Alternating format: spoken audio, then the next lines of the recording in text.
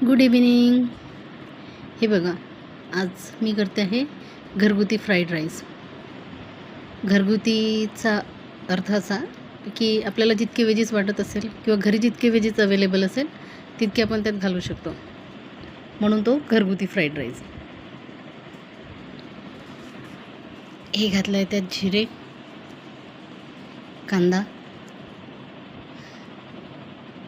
कांद्याला अगदी fine chop करायचं,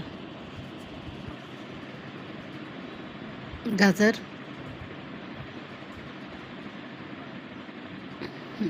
यात सोया सॉस आणि रेड चिली सॉस पण घालायचा.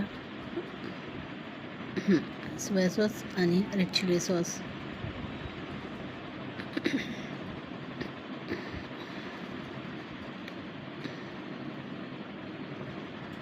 बरेचदा मुलं घरचं काही वेजीस खायला बघत नाही, खात नसतात त्यामुळे ते अशा पद्धतीने करायचं की त्यात सगळं खायला पाहिजे. हे बघा, आलू तर फ्राईड राईसमध्ये नसतातच, पण मी टाकते कारण मुलं खात नाही, मग ते फ्राईड राईसमधून खात असतात.